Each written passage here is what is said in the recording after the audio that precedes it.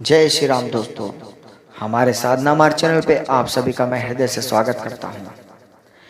आज मैं आपको माँ कर्ण मातंगी के मंत्रों का जपने के बाद अपने कान के माध्यम से उनकी आवाज़ किस कान में आएगी अथवा किस प्रकार उनका आह्वान करते हुए उनकी आवाज़ को हम सुन सकें या हमें कैसे महसूस हो या हम कैसे उनसे वार्तालाप कर सके, इस बारे में हम आज चर्चा करेंगे।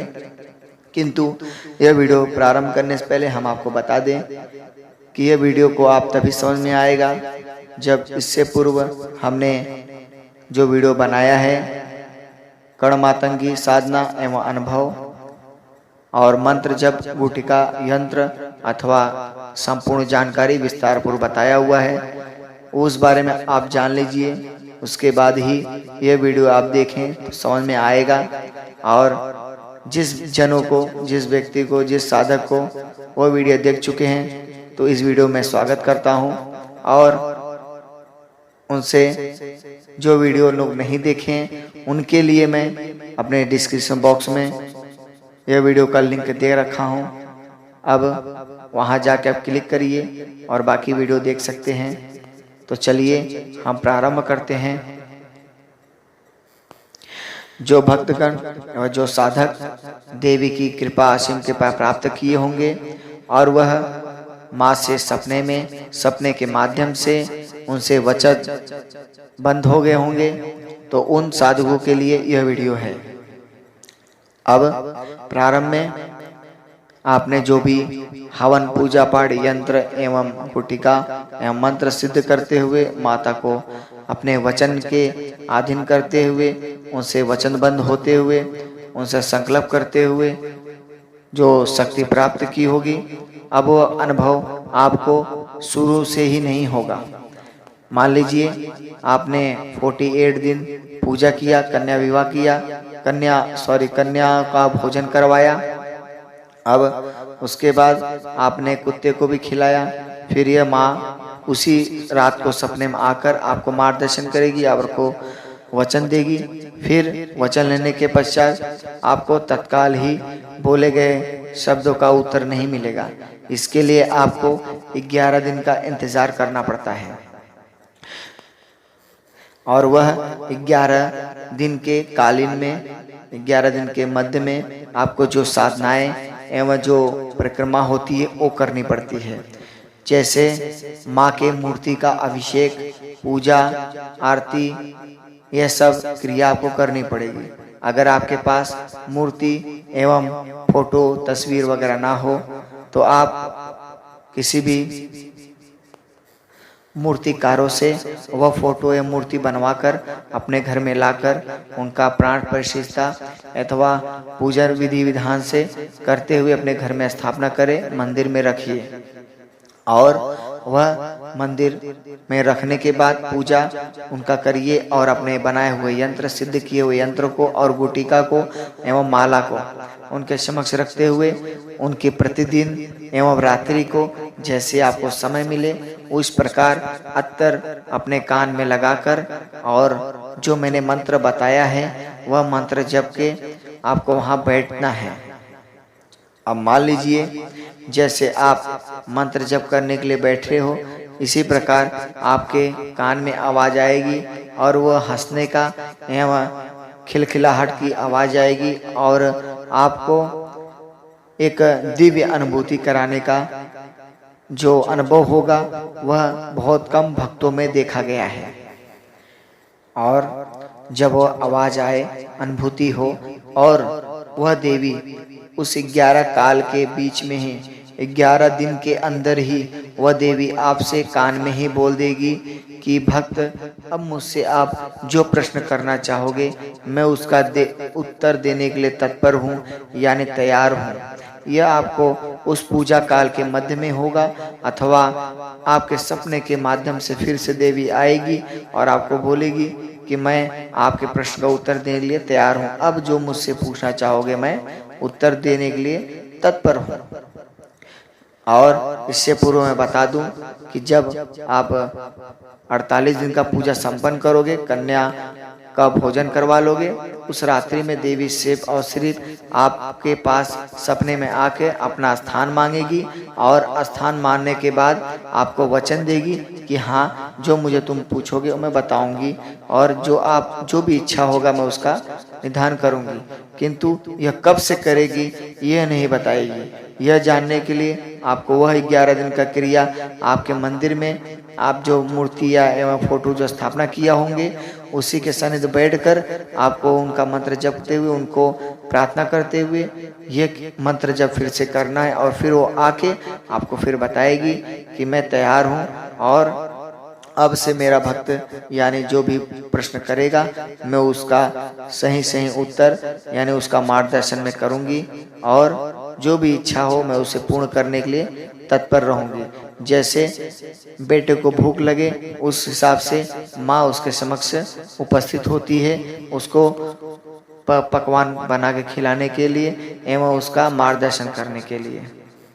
जब माँ बता दे कि हाँ अब मैं तैयार हूँ, अब मेरा भक्त जो मुझसे पूछेगा मैं उसका उत्तर दूंगी, तो सर्वप्रथम उनसे हाथ जोड़ के यह प्रार्थना करिए कि मैया आप हमारे किस कान के अंदर विराजमान होगी। मान लीजिए देवी आपके राइट कान में बैठी है तो वो राइट कान से आवाज आएगा, और अगर दोनों कान में बैठी है दोनों कान से आवाज आएगा, यानी जैसे हम अभी फिलहाल सुन रहे हैं। मान लीजिए आपके लेफ्ट कान से आवाज आएगा तो आप लेफ्ट कान से सुनेंगे, किंतु आपको जहां उचित लगे वहां उनको स्थान दीजिए, अथवा आप दोनों कान में आवाज देंगे तो वहां बैठ जाएगी, वहां से वो बोलेगी, या आप अपने आज्ञा चक्र पे स्थान दोगे तो आज्ञा चक्र पे आपको दृष्टि दिखाएगी और दृष्टि खोल के आपको सब कुछ दिखाना भी प्रारंभ कर देगी, किंतु उसमें आपको सुनाई भी देगा। तो जिस प्रकार आपको स्थान देना हो उस स्थान देते हुए उनका मार्गदर्शन वो आपका तब करेंगे। मान लीजिए आपको उन्होंने प्रथम में आवाज आपको राइट कान से आया और उन्होंने जो वाक्य बोला है कि हाँ, पहले तो हाँ बोलेगी, उसके बाद ही वो सब काम बोलेगी। पहले बोलेगी हाँ मेरा भक्त अब जो पूछे मुझसे मैं उसको उत्तर देने के लिए, उसके प्रश्नों का उत्तर देने के लिए, उसके मन की जिज्ञासा को शांत करने के लिए मैं उपस्थित हूँ। जो मेरा भक्त अब मुझे बोलेगा मैं वो बोलने के लिए उसको बताऊंगी। ऐसा जब उन्होंने बोलना स्टार्ट कर दिया तो अब ये ध्यान दीजिए कि कौन से कान से आवाज आ रहा है।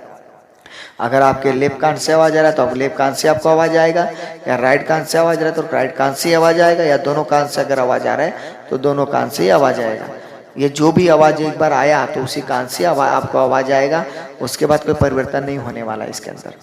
अब मान लीजिए आपको अब उस देवी को पूछना है कि आपको क्या है, क्या क्या जानना है। जैसे मान लीजिए कोई आपके पास कोई आया, भक्त जन आया, कोई तकलीफ में आया और आपको बोला कि बाबा जी थोड़ा देख लीजिए या पंडित जी को देख लीजिए कि ये ऐसा ऐसा तकलीफ है, तो वो आपके पास आएगा तो सबसे पहले उसको बोलने की कोई जरूरत नहीं, आप उसको देखते मनी से समझ जाओगे। तुम्हें वो देवी से पूछने की भी जरूरत नहीं है कि देवी मुझे बताओ इसके बारे में क्या जानना है। अरे तुम उसके बारे में सब पहले ही जान जाओगे। तुम्हारा जो छठी इंद्रिया खोल दी है देवी, उसमें सब दिखना प्रारंभ हो जाएगा, आज्ञा चक्र में सब दिखना चालू हो जाएगा। आपके मन में तुरंत प्रश्न के उत्तर मिल जाएंगे, अरे अरे हाँ ऐसा ऐसा है। वो देवी को पूछने से पहले ही सब हो जाएगा तुम्हारे अंदर। मान लीजिए आपके अंदर प्रश्न आया, आपको दिखना भी प्रारंभ हो गया, लेकिन आपको उस पर 99% भरोसा है, किंतु 1% के लिए आप देवी से प्रश्न कर लीजिए कि माँ, आप उनका मन के अंदर ही वो मंत्र को जाप करिए।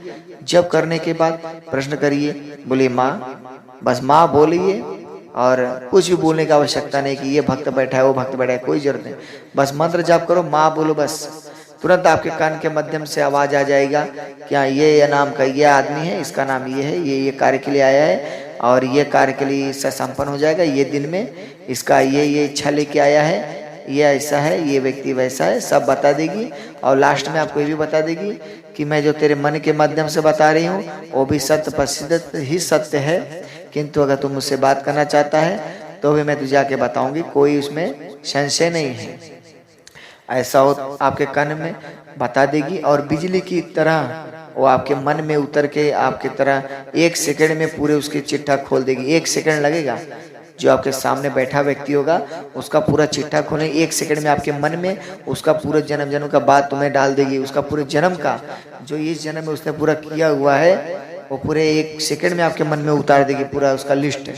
किंतु अगर आप देवी से बात करोगे तो उनकी बातों को समझना, फिर उसका उत्तर देना, वो आपके हिसाब से होगा कि आप किस सेकंड कितने समय में उसको उत्तर सामने वालों को देकर संतुष्ट कर रहे हो, ये आपके ऊपर होगा।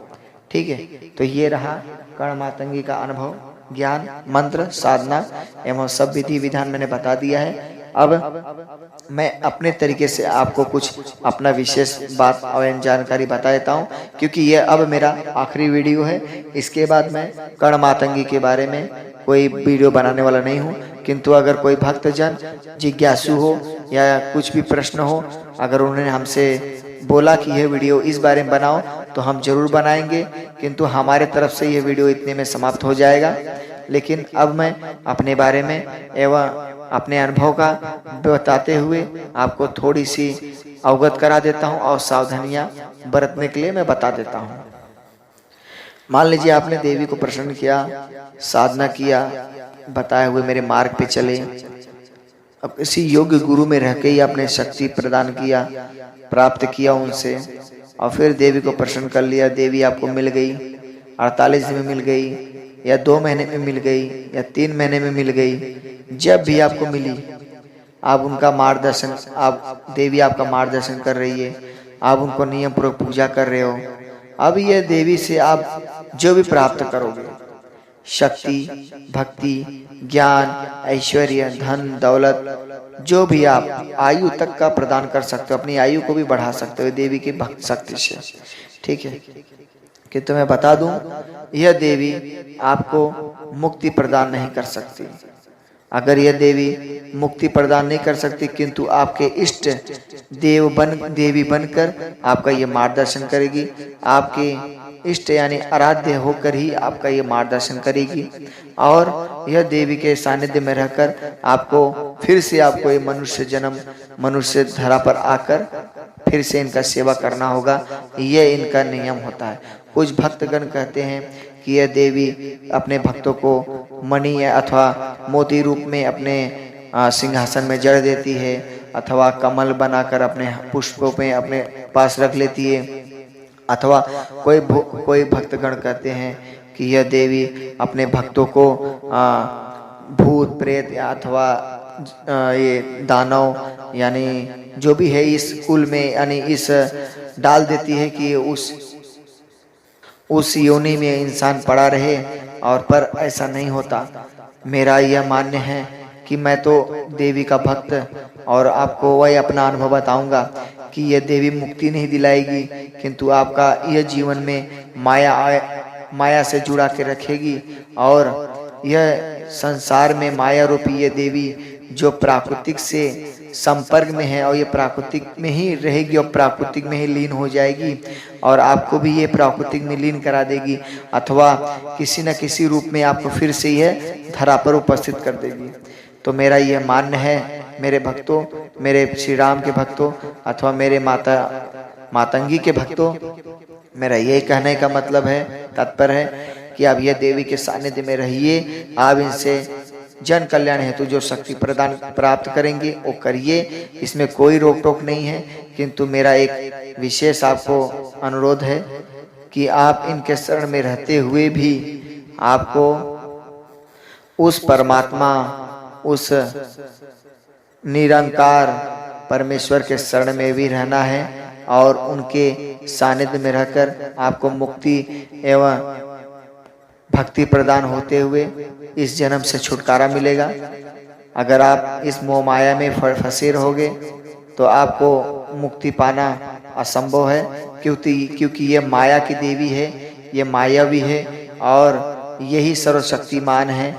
यह मुक्ति आपको तभी दिला सकती है जब आप चरम सीमा पे पार हो जाओ, जब आप भक्त से भक्त प्रहलाद बन जाओ, जब भक्त से भक्त सुदामा बन जाओ, या भक्त से भक्त हनुमान बन जाओ, तो ही आपको मुक्ति प्रदान हो सकता है। यह देवी, मैं नहीं कहता कि यह देवी का शक्ति या यह देवी कुछ गलत तरीके से ये 10 महाविद्याओं में से शक्ति है। ये आपको बर्बाद भी कर सकती है, आबाद भी कर सकती है, बना भी सकती है, बिगाड़ भी सकती है। किंतु परमेश्वर एक है और आदि शक्ति माँ परमेश्वरी सब एक है। ये सब अंश हैं जिसको हम पूज के रखते हैं और पूजते हैं।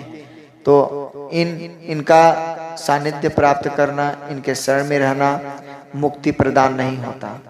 आप मुक्ति प्रदान, अगर मुक्ति के राह पे चलना है तो आपका मार्ग अलग होना चाहिए और उनका क्रिया अलग होता है, उनका सानिध्य अलग होता है। वो आपके बताए हुए गुरु के सानिध्य में रहोगे और उनके मार्ग पे चलोगे तो मुक्ति का भी रास्ता बताएंगे। किंतु हमें जितना हमारे अनुभव था हमने इस वीडियो के माध्यम से आपके समक्ष प्रस्तुत किया है। अगर कोई भूल चूक गलती हो तो हमारे भक्तोगण हमारे क्षमा करिएगा। और अगर किसी प्रकार का प्रश्न या उत्तर आपसे हमसे पूछना होगा तो हमें कमेंट्स करिए, हम उसके माध्यम से हम जितना हो सके आपको बताने का प्रयत्न करेंगे। अब हम प्रस्थान करते हैं अभी के लिए। जय सिया राम, जय हनुमान, जय माता दी।